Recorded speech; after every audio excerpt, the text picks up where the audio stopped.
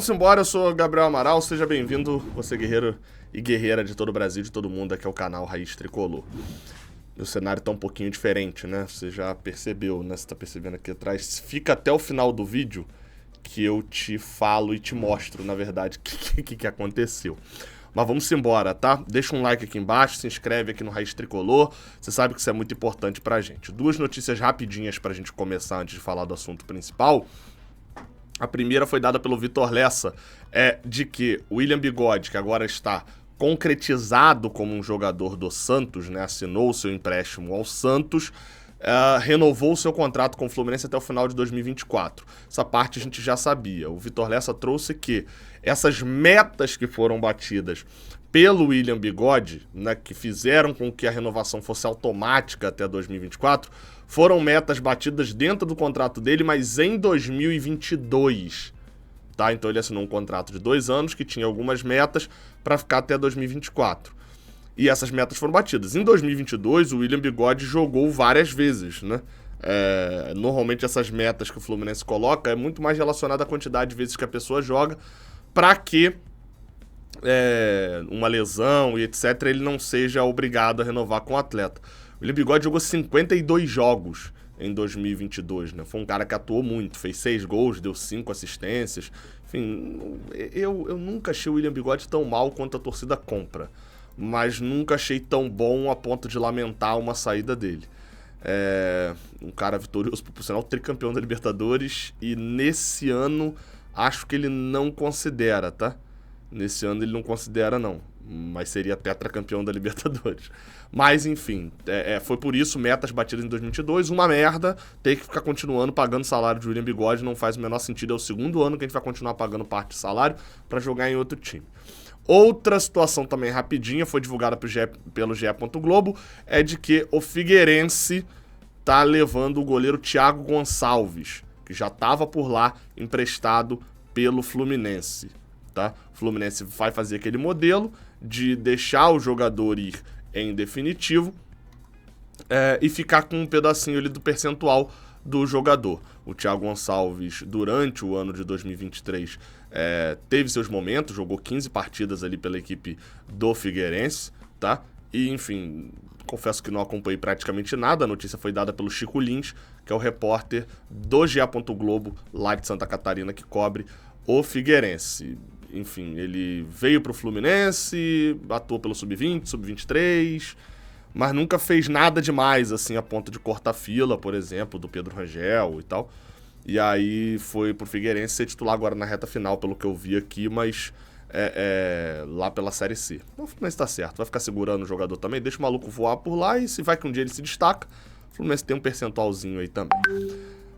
Tocou o WhatsApp aqui agora, e é o Vitor Lessa me mandando uma mensagem rindo do vídeo que eu vou mostrar pra vocês aqui no final da situação do cenário. Enfim, vamos falar de Nino. Nino e Luiz Henrique. Matéria do Pepe Elias, e para alguns esse nome pode soar um pouco não é particular, um pouco comum. Mas o Pepe Elias é um jornalista que eu já sigo desde o início do ano passado, quando começou a se falar daquela questão do Bet, de Luiz Henrique. Ele escrevia escreve pro B-Soccer, né, que é um site também de futebol, e fala só sobre Bet. É um jornalista que traz bastante informação.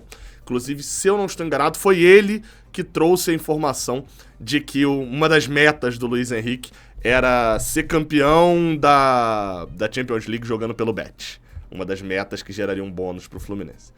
E aí ele trouxe a notícia agora há pouquinho de que o Bet negocia com o Fluminense o zagueiro internacional. O Nino Internacional jogador, zagueiro da seleção, né? O zagueiro da seleção brasileira, Nino. Vamos ler a matéria aqui, tá? O clube carioca ofereceu uma troca pelo Luiz Henrique, mas o time alviverde não considera essa opção. Vamos ler a matéria e depois a gente volta opinando, beleza? Acho que é mais fácil assim para vocês compreenderem. O Real Betis se movimenta no mercado de zagueiros visando a próxima temporada. Lembrando, tá? Esse texto está escrito em espanhol, botei no Google Tradutor, então às vezes eu vou ter que fazer uma correçãozinha ali de tradução. E está em negociações com o Fluminense para adquirir os serviços de Marcílio Florença Mota Filho, o Nino, de 26 anos, 1,88 m de altura, e que estreou em novembro pela seleção brasileira principal. Nino, que ocupa uma posição fora da União Europeia, olha aí o problema, né, naquela situação, né, o Nino não tem passaporte europeu, termina seu contrato em 1 ano com o Fluminense, que chegou a propor uma troca com o Luiz Henrique envolvido, embora o Betis não esteja disposto a deixar o ponta, né, tá aqui lateral, mas é o ponta, ponta sair a menos que ele seja transferido e por uma boa grana, né? Cerca de 25 milhões de euros. Aí, Betis, aí pelo amor de Deus, né? 25 milhões de euros, você tá sonhando demais, né? O Betis contratou o Luiz Henrique em janeiro de 2022 do Fluminense por 7 milhões de euros e mais 6 em variáveis, e o incorporou poucos meses depois. Nino, que também é procurado por várias equipes da Premier League, poderá ingressar no Real Betis no próximo verão, ou seja, em junho, né? Junho e julho, em troca de 5 milhões de euros, valor atualmente fixado na sua cláusula de rescisão. E aqui a gente não entende muito bem aquela questão dos valores, vou falar disso já já. Valor atualmente fixado na sua cláusula de rescisão. Valor inferior aos 8 milhões de euros que pede o Internacional de Porto Alegre por Vitão, que também interessa ao Betis, e todos para o próximo verão, né? Porque agora, a princípio, a incorporação de nenhum zagueiro central está sendo cogitado. E joga pela seleção brasileira emprestada do Shakhtar Donetsk. Calma aí, e joga pela seleção brasileira? O Vitão não é da seleção, né? Tem esse detalhe aqui, né? Deve ser pelo time brasileiro, né? Deixa eu ver qual é a tradução aqui, ó.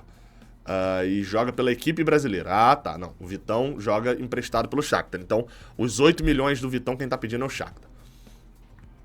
Mas assinou um novo contrato com o Inter quando seu empréstimo termina, no meio do ano. Então ele não está livre e deve ser feito um acordo com o clube brasileiro para contratá-lo. O Vitão tá na mesma situação do Marlon, né? Os clubes ucranianos não podem manter os seus jogadores com contrato lá. Se eles quiserem sair, eles podem sair. A FIFA deu essa regulamentação. Vamos lá, item por item, tá? Vamos falar primeiro de uma possível venda do Nino para o Betis. E depois a gente fala da questão da troca. Primeiro, a venda do Nino para o Betis. Pouco importa para onde o Nino vai. Ok? Pra gente, Fluminense Futebol Clube, pouco importa. Importa isso pra ele e aí a gente começa a discutir esse assunto pra ele. Betis, Espanha, cidade de Sevilha.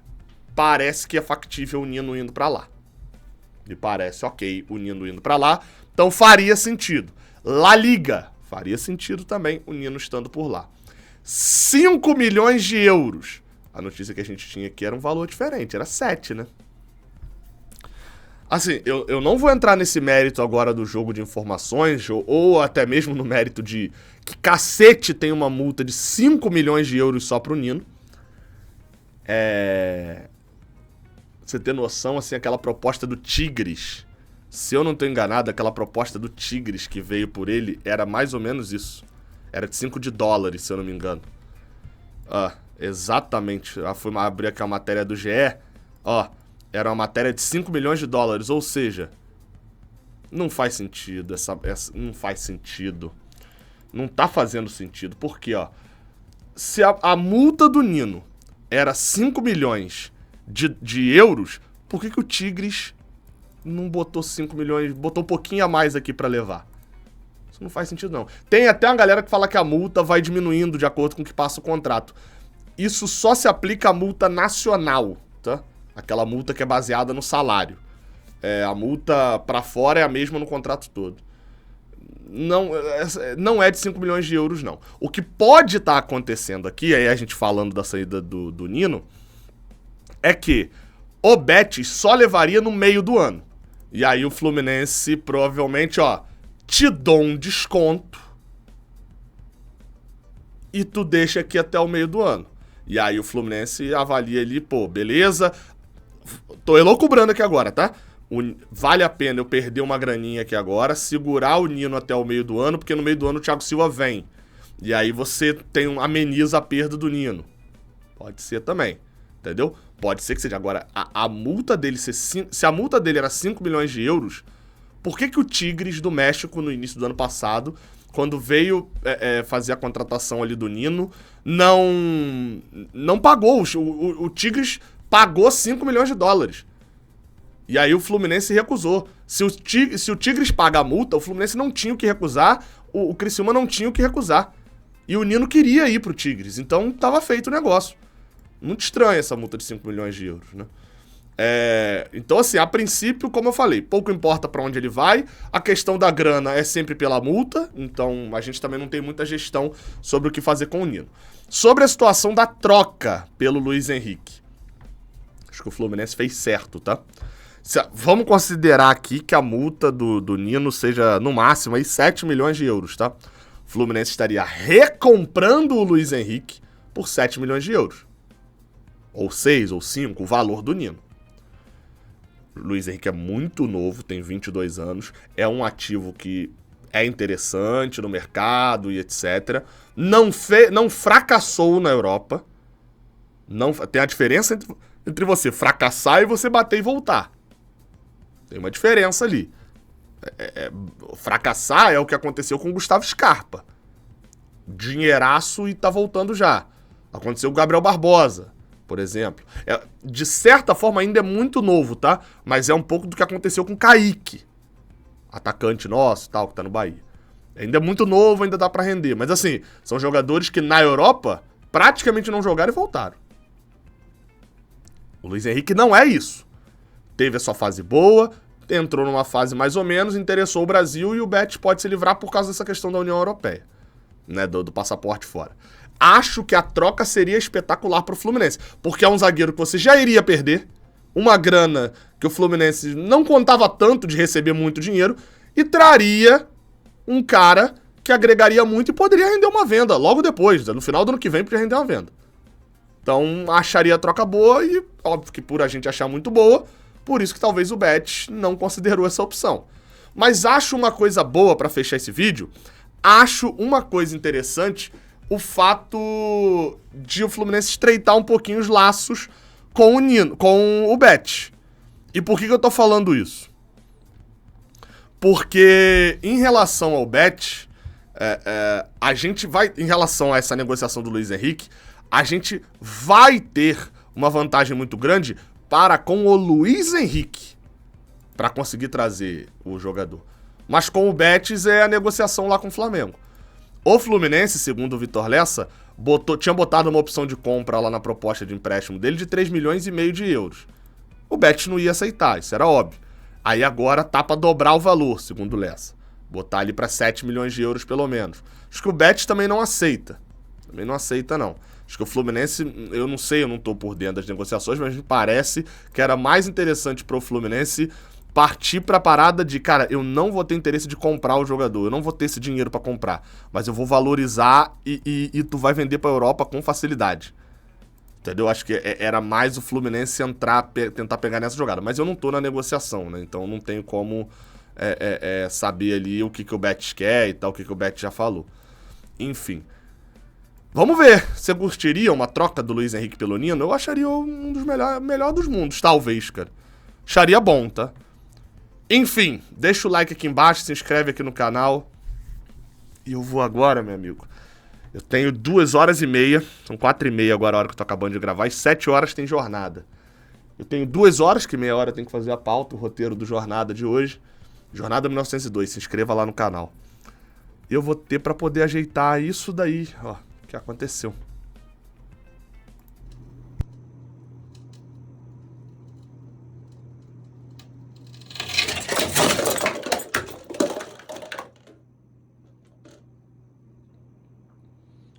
Eu tava ouvindo o barulho, já tinha caído alguns copos, e eu fui filmar achando que ia cair mais copos. Aí. Essa camisa é pesada demais, né?